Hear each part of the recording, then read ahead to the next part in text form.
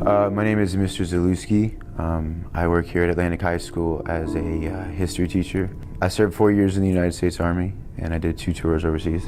My first deployment was to Iraq, and in Iraq it was pretty intense. Some days were fine, you know. It got to a point where you'd wake up or not wake up in the middle of the night.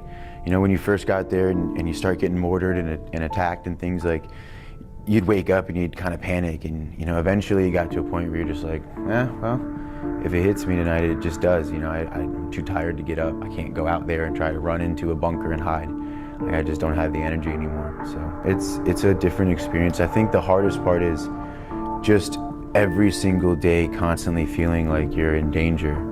And that is weird, because then you come home to a situation where you're not in danger all the time, you know, and it's hard to kind of bridge yourself back into that understanding of not being on guard. But I can tell you that being around crowds, like really, really crowded areas with a lot of people, I just, you know, I guess you could explain it like in a weird way as like a spidey sense, right? So your hair on the back of your neck starts to stand up. You just feel uneasy. You start feeling really stressed. I get really agitated. I could be standing there with my wife and I'm having a great time, you know, at a theme park or something. And there's just a crowd of people, and I just get really irritable. And you know, my wife would be like, "Are you okay?" And I can't even talk. Like I just need to get away from people. It just kind of shuts you down a little bit. It's just more of a internal feeling, you know. It's like a pressure, right? That's kind of constantly always there, and it's weird because, you know, from the moment I wake up in the morning, you feel like this pressure is like here, and it just constantly builds all day, you know. And so you just kind of, it's nice to have some alone time and just kind of decompress, and that's what I do. You know, I go to the gym to kind of relax. I need the gym to relax, and that's kind of what it is.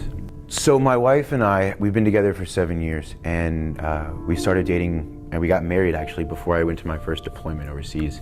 When I came back, everything was kind of normal, oddly, even with all the experiences that I went through. So it doesn't start when you're already there, I didn't really start understanding or noticing until I even got out of the military. Like, because you're in that environment, you're constantly around everyone, and you know, you don't want to seem weak, or you don't want to seem like something's wrong with you, but really it's not about being weak or wrong. It's just, you know, you got to talk to somebody, and that's really all it is. But my wife kind of noticed that I was getting really irritable and really stressed, and you know, I'd have nightmares, and I'd wake up and I'd be stressed out or sweating when I wake up in the morning. And so she was like, "You should really just, you know, go to the VA and talk to somebody." And so I did, and it was the best thing, smartest thing I've ever done, because just in the last 2 months alone, I've had, over this summertime, I know from my unit, my old unit that I was a part of, 2 people commit suicide.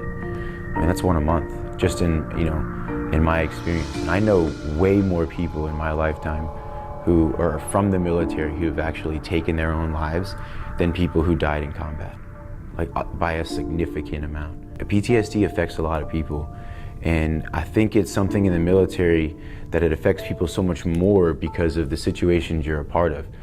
But I would even take it as far as, I don't think people realize that there are people here at home that probably have the same thing. I mean, think about police officers and what they experience.